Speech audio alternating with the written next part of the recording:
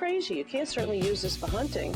But some of these bullets, as you saw, have an incendiary device on the tip of it, which is a heat-seeking device. Well, maybe I could take the guns to school and we could squeeze off a few rounds between classes. You shouldn't take guns to school with you. They're dangerous. Guns are dangerous? What? Hello and welcome to Sasquatch Talk. My name's Bradley Valentine. I'm joined as usual with Dan Adams and Troy Miller. We are the three owners of Sasquatch Gun Oil. Great for lubrication, great for cleaning. If you need some stocking stuffers, go to sasquatchgunoil.org to get yours. Let Sasquatch get you out of jam. But today, we're talking guns, a little gun myth, a little gun misconceptions. We're going to focus on these things today, but before we get there, because, you know, sometimes we get wound up, let's loosen up a little bit. So, Dan, I'm starting with you. Maybe a little conspiracy. Yeah. I'm going to start off with you. This is a hypothetical scenario. This is just an icebreaker. And just follow. Okay, before we get to this icebreaker, in this hypothetical, is it a realistic hypothetical or just full on? I mean, you might say it's let's just hear. You might say it, but I don't think so. Let's just say, whatever the reason is, the government says you can only own one type of gun. And by type of gun, I mean like a handgun versus a shotgun versus a rifle, etc. Do you get to pick the gun? Yes, you get to pick. My question is, what would you pick? You can have multiple of that gun. So in this scenario, you could have 10 shotguns, but you can only have shotguns, or 10 handguns, but you can only have 10 handguns. What type of gun would you pick and why?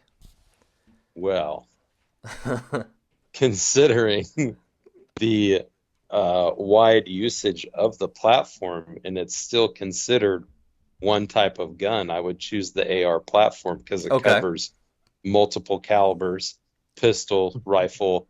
So it's really an all-encompassing platform because you can make it as short as you want, you know, down to what the upper and lower is, but you can get as long as you want and reach out way farther than a pistol round could ever reach, right? Mm-hmm. And then, like, even with just the regular 5.56 bolt carrier group and like just the very basic upper lower combination with the trigger assembly, you can make like you can have several, I think it's over 6 calibers work off of that one basic gun platform just by changing the barrel. Okay. Yep. A little bit of a loophole to my question. I like it. Hey, we're built on loopholes, aren't we? Fair enough. Troy, I'll pass the question to you. Yeah, so Dan's answer is more of a utilitarian. So you have the utility with the AR platform with all of those different barrel swap outs. You do all kinds of things. Like you said, a pistol, you can go hunting with it. That's fun. But my preference, honestly, just for the enjoyment part of it, is the 1911-2011 segment. Those single action hammer-fired handguns. Yeah. I really enjoy shooting those guns, but they don't have the utility use that an AR does. Sure. Outside of like a home defense or self-defense. Right. Okay.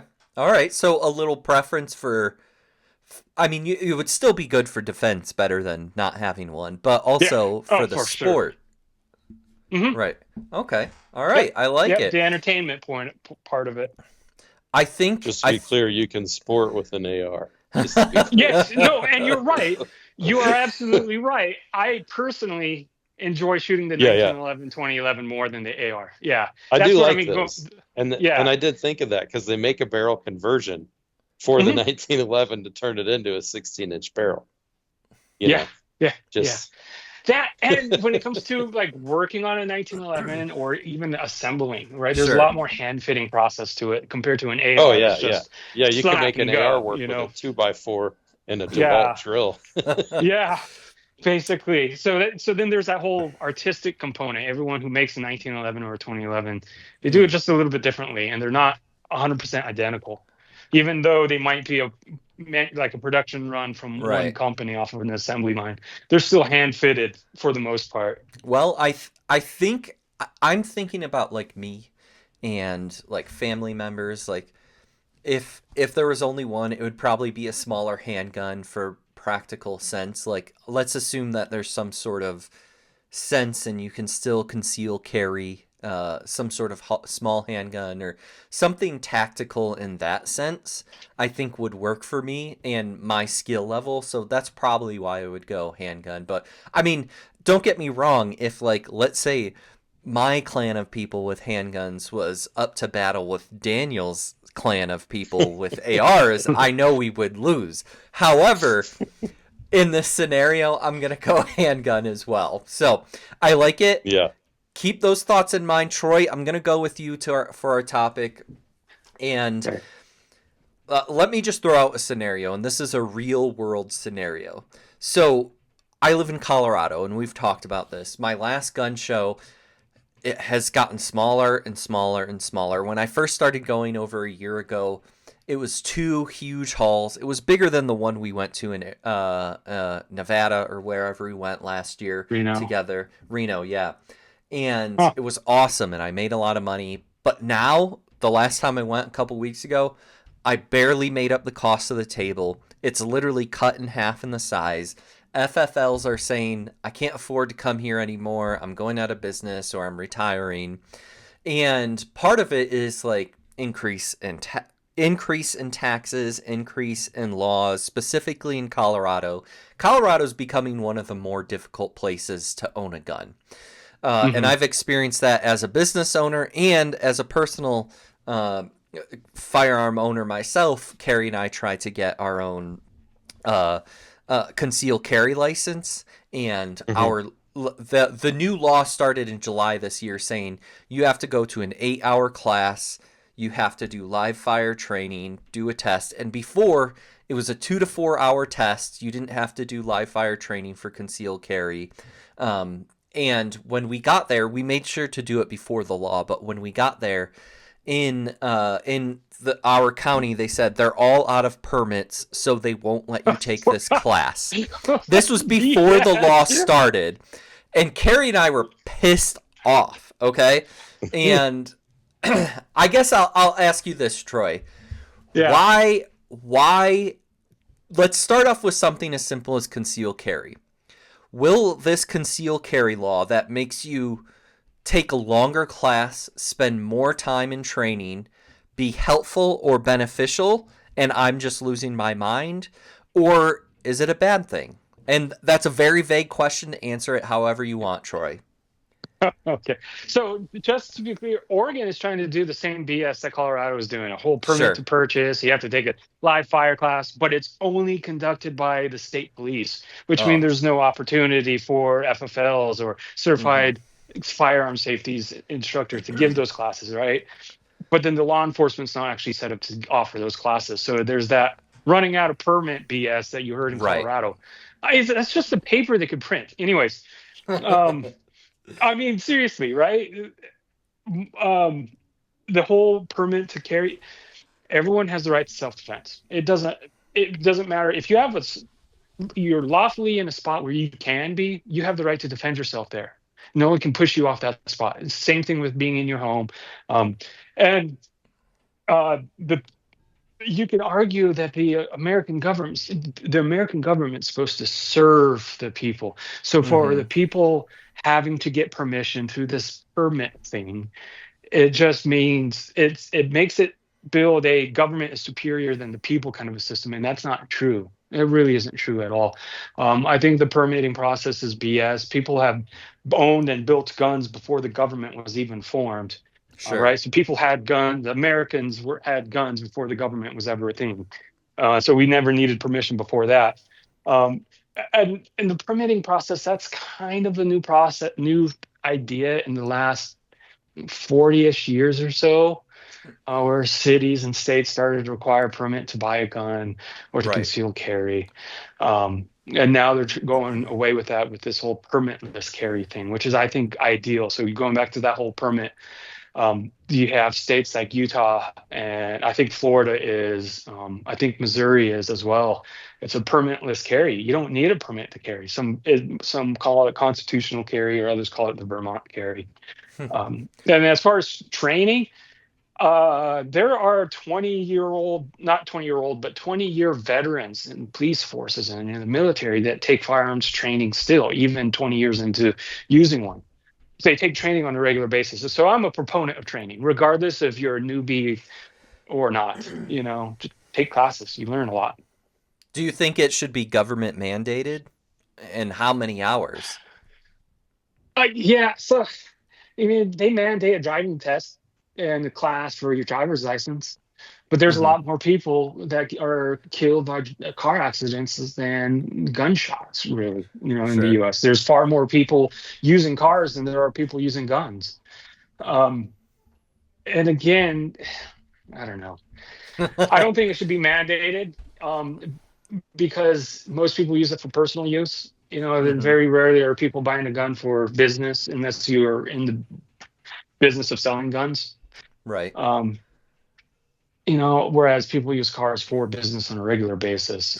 People make money off of it. Training, yes. Mandate, no.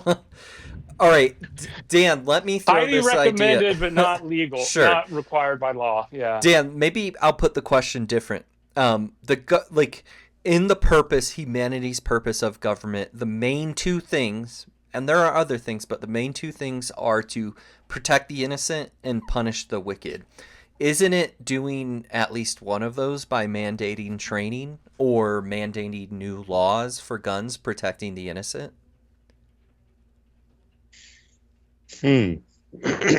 So let me make sure I'm understanding your question correctly.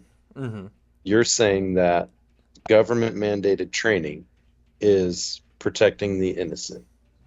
Right? That's my question is if we make new laws saying that you need training, isn't that helping protect the innocent? In a way, yeah, but I'll never argue that training is bad. Training is always good. Yeah. I'm 100% for training. Yeah. Mandating training. That's the question. I the think question is all about mandates. If anything, we should at least match gun and automotive laws, right?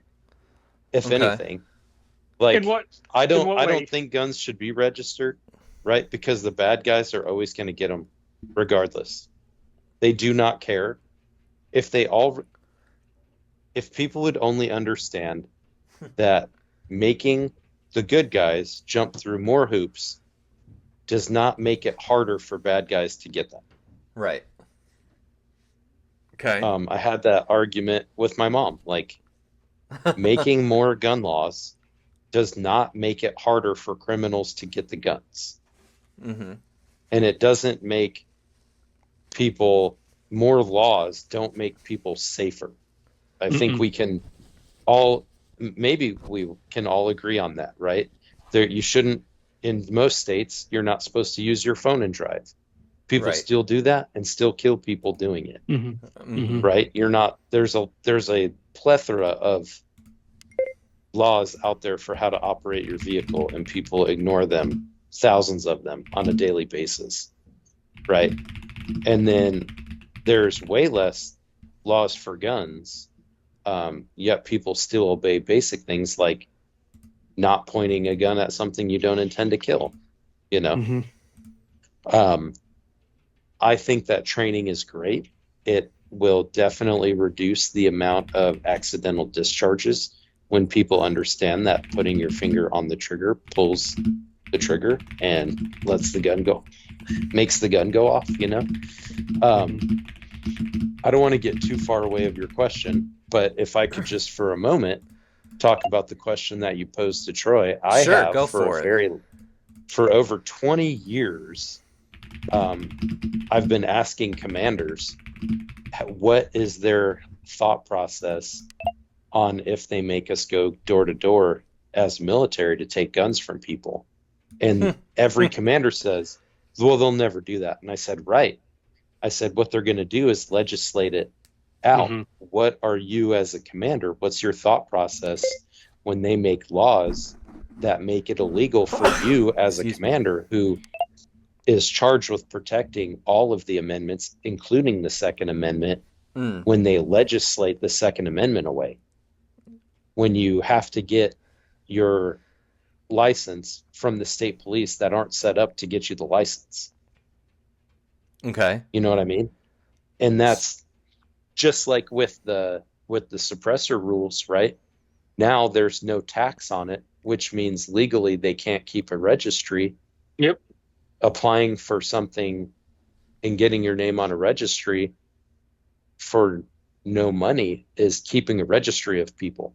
That's representation without taxation, or taxation without representation, right? We're breaking fundamental rules, and people don't understand that the government isn't by the people for the people anymore.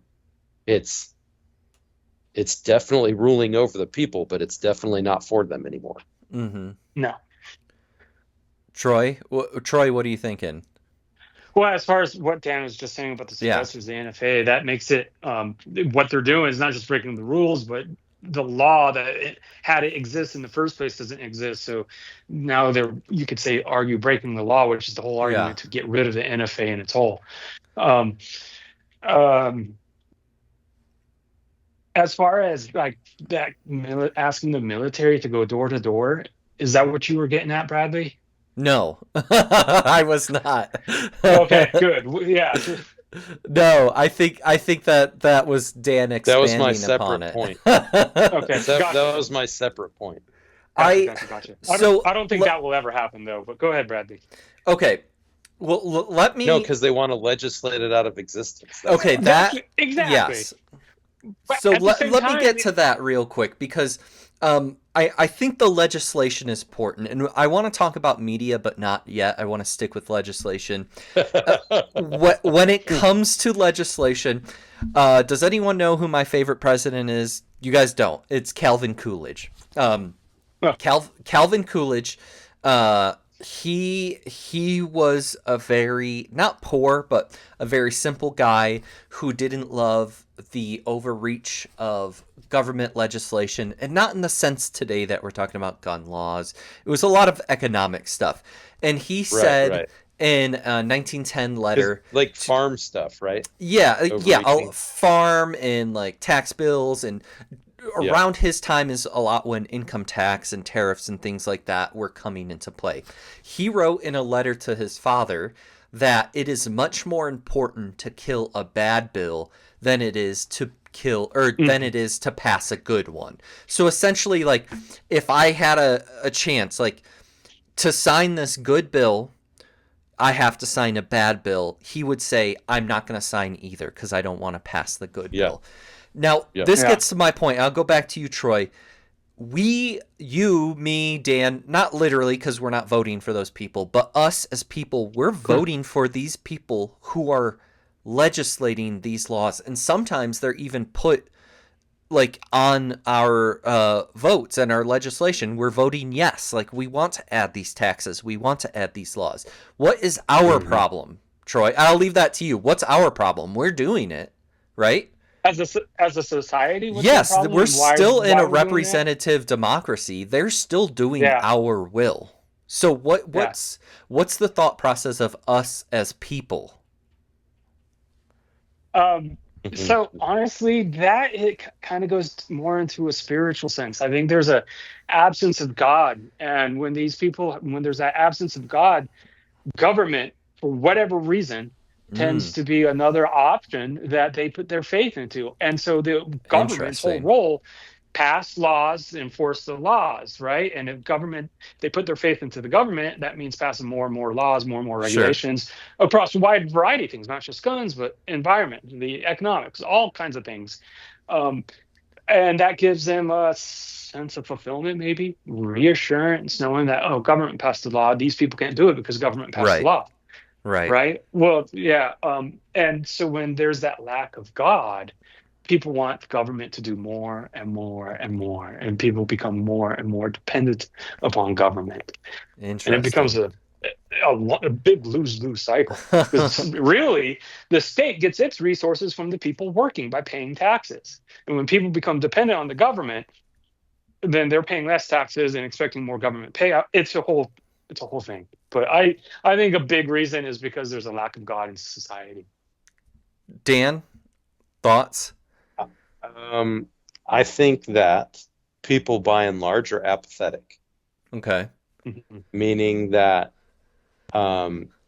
supposedly, according to our governments, we as gun-toting citizens are more than able and legally allowed to start a petition and talk to a bunch of people and get these dumb gun laws repealed, right? Yeah. Yeah. Done away with, because these only come about by a bill being introduced, right? And then the bill Right. gets introduced because the people that we voted for introduced them. But if we as a people get together and say, hey, we don't want this, it's their job to repeal it, right? Because we don't want it. Yeah. But I think there's a unbalance happening where the people in the government think they know better than we know for ourselves. So they're going to, quote unquote, help us by making it better for us because we don't know enough. We don't know well enough, right? Like for my kids. We're hiring them, want right? Right. Right. Like for my kids, right? Oh, I want another candy bar, right? But I know as their parent that they don't need that, right? Yeah. Well, the government is not our parent. Right. They're trying to act in that capacity. And we choose our government. We don't choose our parents. Right. Yeah. Correct. But the government as a collective has this like weird thought process that they are the parent of the country instead of working for us, right? I don't think the large Do what I majority say of them. because I say so. Yeah. And then, there's also that famous quote of Joe Biden, I don't work for you. Right? He actually said that? Yeah, I had to look Oh the my quote goodness. up for myself, right? Because I couldn't believe it. I was like, there's no way. There's no way somebody that's been in politics for over 50 years like this dude has thinks that. Nope. It's real. Yeah. And you can go back. That's- You can go back through the history files like C-SPAN and stuff. It's all in the National Archives, and you can watch like just tons and tons of politicians speaking at the Senate, in Congress on how they know better than we know.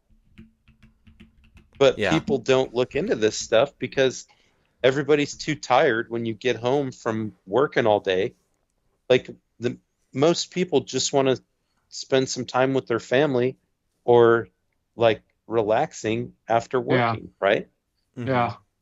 But we're getting into these societal norms and away from our gun point, which speaks to it, Yeah. It does. So okay. I guess my thought is like,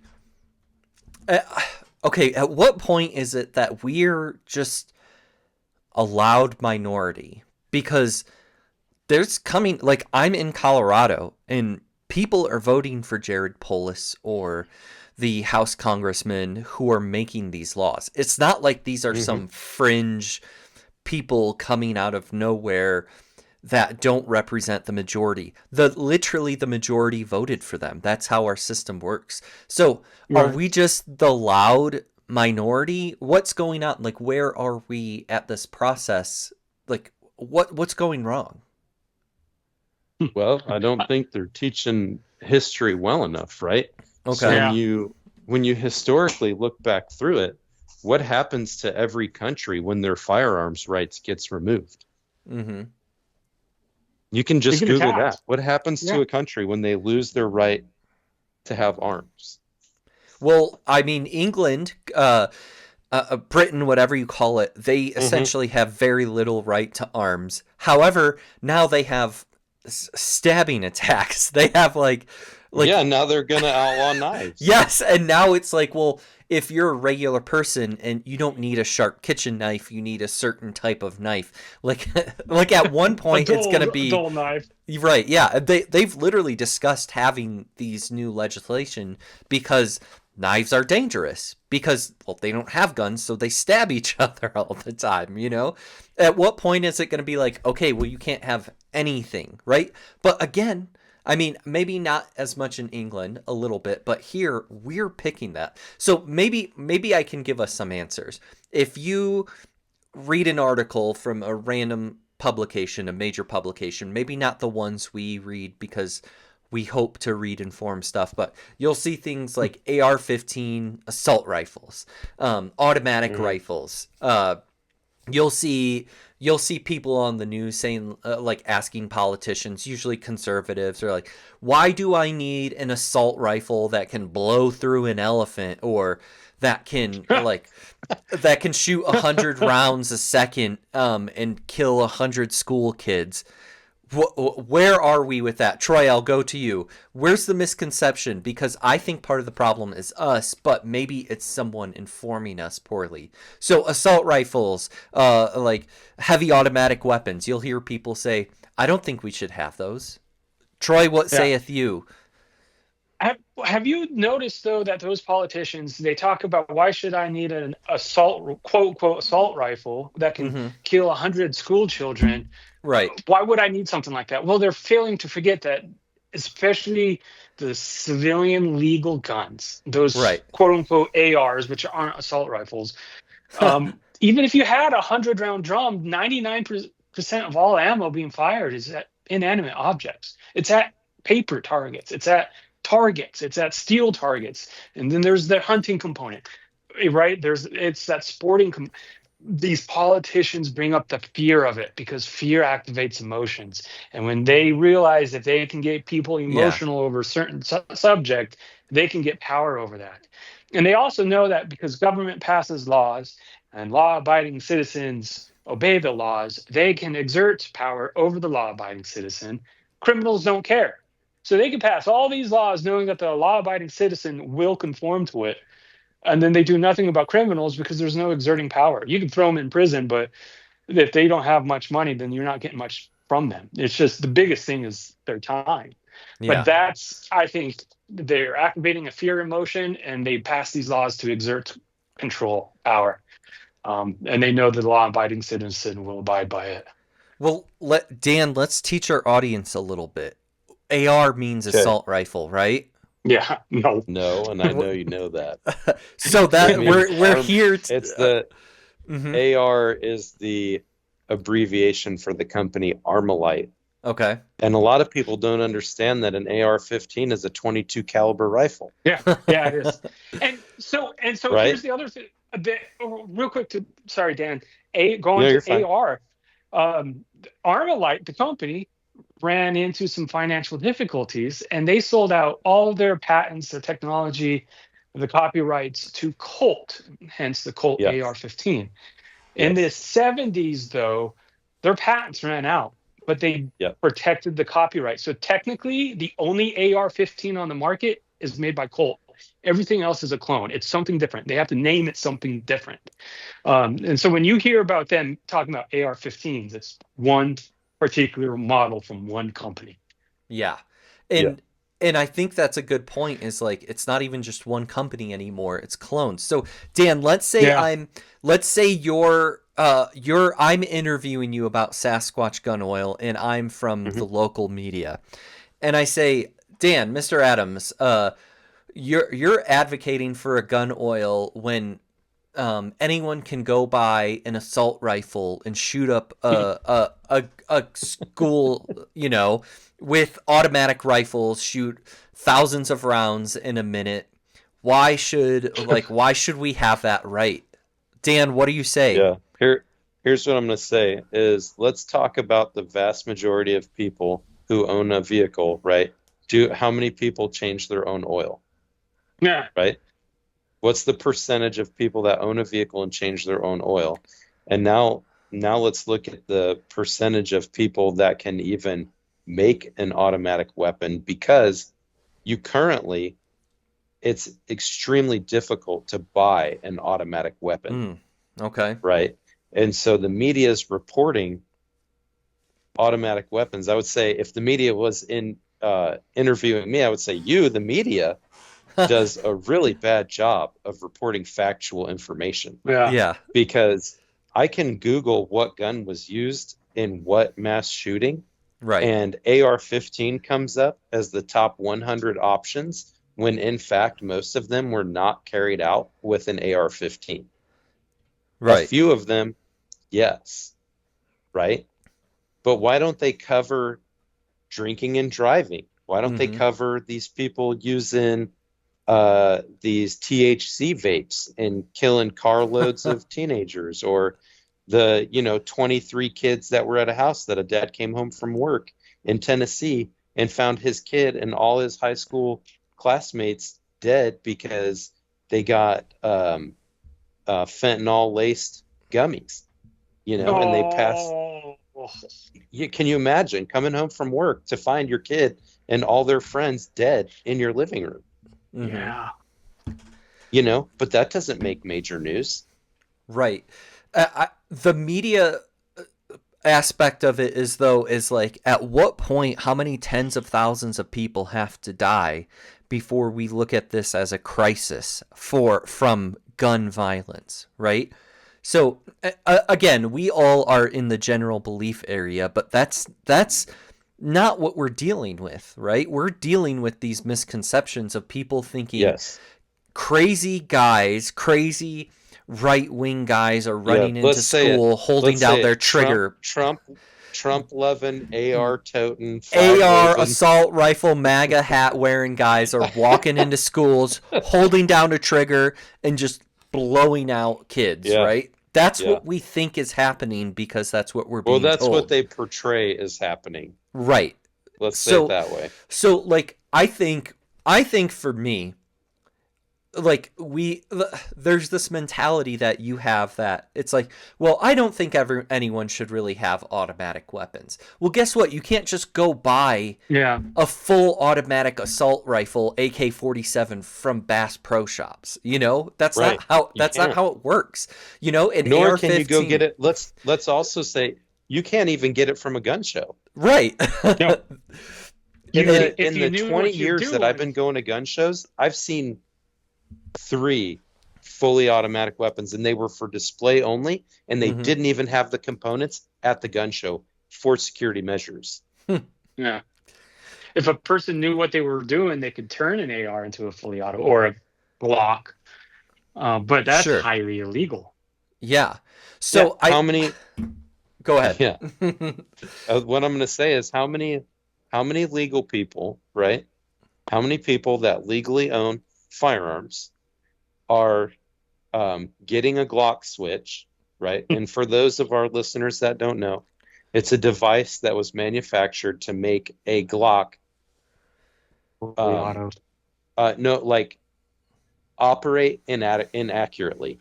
Okay. Yeah. Because being able to hold it onto a target, if you've never shot full auto, I encourage people to go to a range where you can rent a full auto gun, because you can do that. Right. Yeah. There's one here in Pensacola. You can go rent it. And then it's so expensive to shoot that many rounds in that short a time. It's so expensive. Yeah. That's the other thing. Let's look at the total round count that's used in what they consider mass things, like it's not 1,000 rounds. No, it's not. No, it's not. Even if you look at the guys that are actually in the infantry that carry light machine guns, right? They're carrying the 249s and that, right? They're not even carrying 1,000 rounds. You know how heavy that would be? Yeah. Well, I know how heavy it would be, but the average citizen doesn't. Like, here's how bad it's gotten, right? I was going, even at the church that you go to, Troy, like we had a meeting about if they were going to have police there because certain people were worried about mass shootings at churches. And I was like, well, correct me if I'm wrong, but we're all meeting here in this house of worship because we believe that God is who he is and does what he does and cares for us, right? We can't just pray and then go on about our day. We have to be petrified. That's not what God designed us to live in. No. That's not the world he designed us to live in. Yeah. Living in fear is not fun either. Mm-mm. And it's not biblically correct. Exactly. Sure. Yeah. So, okay. What about you both have had time in the military? So what if I'm thinking this? Because I've heard things like this, like crazy guy with PTSD comes out of the military, where they give you, and correct me where I'm wrong, where they just give you automatic rifles, so you just take your automatic rifles from the military and you go shoot people up. At what point am I wrong here? Either one, feel free to jump in. That whole part. the entirety of it. You can't just take. There are so many steps that you would have to get through to even leave with one of those. Yeah. Because you have to sign for it. You have to sign for all of the ammo. And that's assuming just the light ones, like the 249. You talking about a crew served weapon like the 240 Bravo or an M2. Those are crew served. That means they're attached to some sort of pole, some sort of secure, like a turret mount on a vehicle, right? And you're not just taking that and going home with it. It's just not happening. Right. Yeah. What is the... Okay, I want to bring this back to us, like people, not the media, not the politicians. And Dan, you kind of talked about like teaching history and education. What don't we get that we're getting to this point where we're voting for people who are putting these laws on books? Like, there seems to be, like, what's the crux of our issue? There seems to be some sort of crossing point where we speak in this language. And again, I say we as a society, not as us three or even our listeners, but as a society where we say, well, I don't think you should own an automatic rifle where you can shoot 100 people, you know, or 1,000 guns with no one needs a 100 round mag. Well, the first misconception is this: what happened to holding people accountable for their actions? Yeah, right. So, like, discipline at a young age in the house. Let's start there, right? Whereas, kids, instead of telling them that they have to pay attention. Hey, close that door, please. That they have to pay attention in class. Mm-hmm.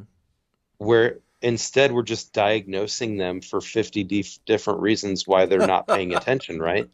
Give them drugs. Or surprise, surprise, we as people were not designed to sit in one chair at one desk, staring straight ahead at a board and not moving for an hour at a time, right? It's horrible for your spine. It's horrible for your legs. We as people are designed to move around and be mobile, right?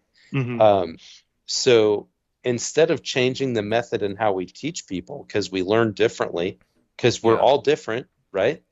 Yeah. I didn't know that your favorite president was Calvin Coolidge, right? But maybe if I had done a little bit more research into what each president's stance was, instead of them just telling you, oh, that's a blue one, oh, that's a red one, instead of saying what they stand for and fully understanding what their stance is, right? Because he wrote his dad.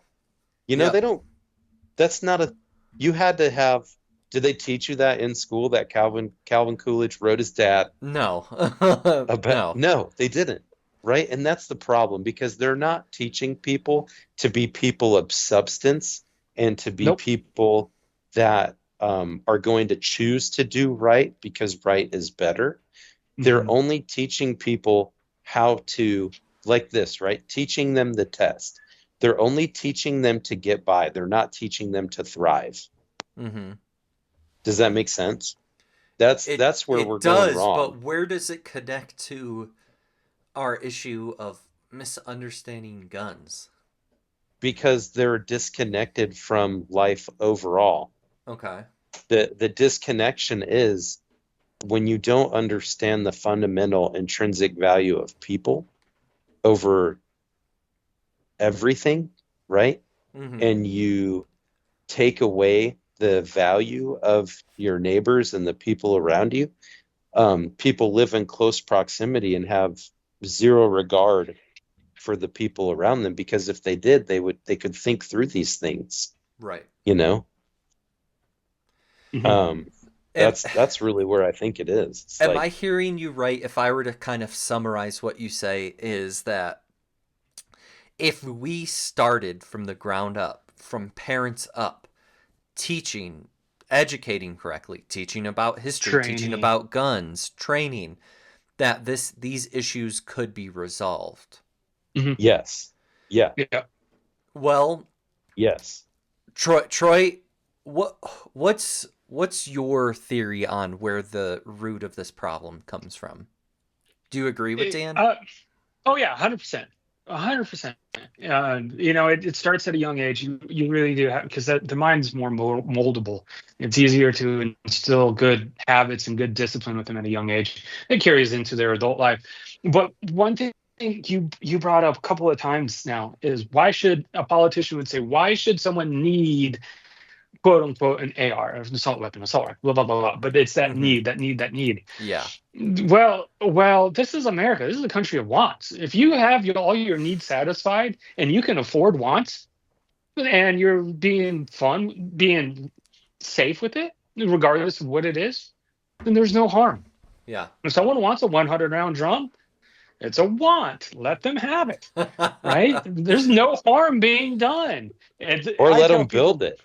Or let them build it. Yeah. The majority of guns, there's really 3 reasons a person may need a gun. You got home defense, you got self-defense, you got hunting, and then there's target. So 3 to 4 reasons. That would be. Let's throw the 5th one in there, of keeping the government afraid of the people. Okay, so Sure. so then if each one of those reasons had one style of gun or one different kind of gun, then a person would only need quote unquote 5 guns. So then why would a person have literally a whole room on the walls, all the walls with racks inside them, full of guns? It's not a need, it's a want at that point. They do it because it's fun shooting guns. People like taking them apart. They like tinkering with them. They like customizing them. It's fun going to the range, right? And then they have their 5 guns for their needs. Yeah, so I think it's a big part of it's the wants and needs. It's not about needs, it's about wants. And that's the majority of the money spent on the firearms industry too. Let me throw another common thing that's spoken is, when the framers of the Constitution, when our founding fathers made the Second Amendment, they weren't talking about semi-automatic assault rifles, with 15-inch barrels that could pop out 20 rounds in 20 seconds or whatever. That's a common argument I hear. What saith you? Either one of you. I think that if that technology existed at that time, they'd have been all for it. I like that answer. I agree. They would have 1,000% been. Wait, they would have been like, I don't have to nap this flint. I could just load another one. And they're like, man, we could drive the British all the way back to their dumb little island. And that's why it came about in the first place. There was that desire to have a more rapid firing gun. They went from the flintlock to more of a cartridge based. You had the Gatling cannon come not too long after. And that's one of the reasons why cartridge ammunition has overtaken. It's developing of the technology too. Like every other piece of tech, it's going to get better in time. Well, let me ask you this, because this goes hand in hand with this technology concept, because what they're talking about is technology, and they're trying to base an argument with fear instead of logically evaluating. It goes back to that activating fear thing. So I was just talking at work last night, and I was like, well, when was the last it was with the kids too, because we were talking about the state of Jefferson, and because I was just reminding them of some history, right? Because we homeschool. And I said, well, when do you think the last state was added to the Union? And they're all like, oh, it had to be in the 1800s, like 1700s. And I'm like, nope. And they're like, what? And I was like, the last states that were added were in like 1959. Yeah, Alaska and Hawaii. Right? And I'm like, there was states that, like New Mexico and Arizona, in 1912. That's a year after the 1911 platform that the platform that Troy likes. Yeah. That's a year after that platform made it to the market. You know? And even before then, in the late 1890s, there was already an automatic repeating pistol that came out of like Yugoslavia, Russia type area. And so, sorry, go on. you know, it's okay. But when they say, why do you need a thing that can shoot 20 bullets? You know, well, like those automatic repeating pistols can hold up to 19 rounds, you know? Yeah. Like the understanding of a double stack capacity is not new. That's old tech. Yeah. It's 200 years old. Troy? Yeah. Let me ask this. Let me ask this. Let's play another hypothetical here. And I'll start with you, Troy. You are elected the president of the United States. And you have, let's say this is in 10 or so years from now. You have Colorado, you have maybe Oregon, California. I think Hawaii has very strict gun laws. Those are some of the strictest. Illinois is like pretty strict. You have to get your FOID card, which can take months. What do you do as the president within your legal means to fix these states? Let's say these 5 worst states and their gun laws. What can you do? What would you do? I don't know exactly what I could do. You know, that's that whole, you know, there's each 50 states were given the authority to manage themselves as they see fit, with as little federal oversight. But there are some things that should be federally regulated amongst all 50 states. And like you have a driver's license in one state, you can drive in any of the 50 states. Right. Concealed carry permits should be the same way. So they should nationalize that kind of a law and let people carry regardless of where they go. Yeah. Being a resident of the state to buy a handgun seems kind of ridiculous to me too. I don't understand the true reason and purpose, you know, for that. Yeah. So I think they should be able to. Concealability, that's why. It's concealability, and every state will have their own laws regarding it. But then if you can conceal carry in all 50 states, then why can't you buy a handgun in all 50 states? Right? It would piss off states like California and Illinois that have a 10-round magazine. You just walk into Arizona or Oregon and buy a gun with a more than 10-round capacity, and it's still legal in those, you know, California and but so what I would do, I'd try and nationalize the laws one way or another, make it as uniform as possible amongst all the 50 states. I think that would bring an element of ease. What is it possible that these national laws, let's say the next person to come in is an anti-gun Democrat, you just set the precedent that these laws are nationalized. They could reverse it now and say that, hey, now the national law is some sort of anti-gun.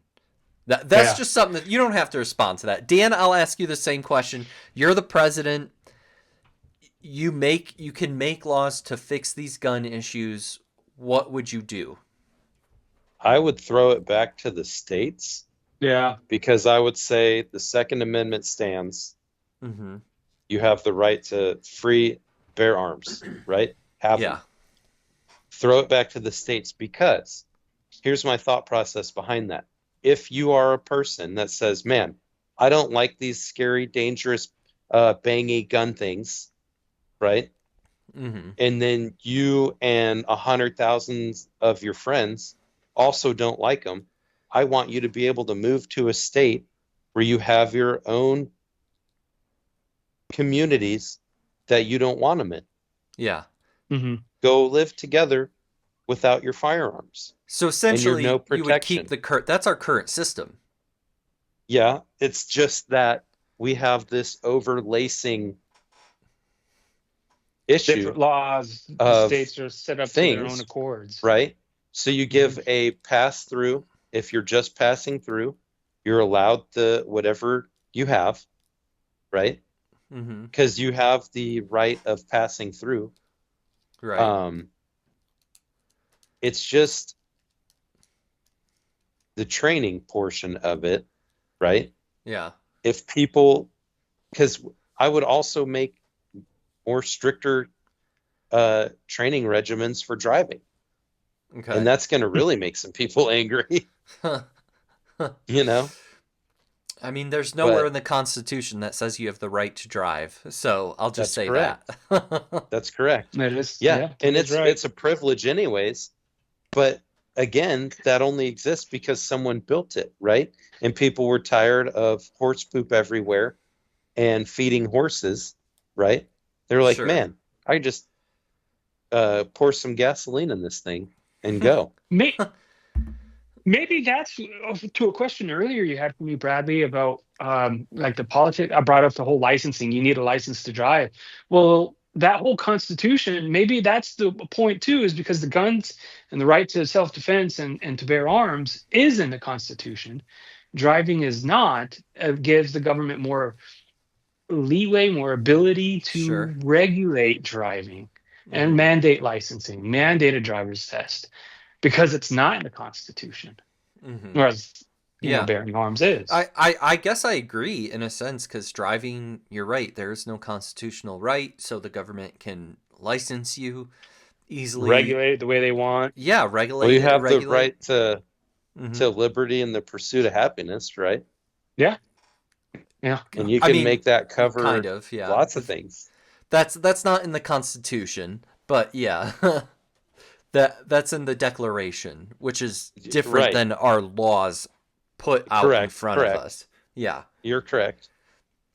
Okay. But I'm saying, like, the Constitution exists so that people can exist together, right? Without killing each other. Right? Which we kind of suck at currently.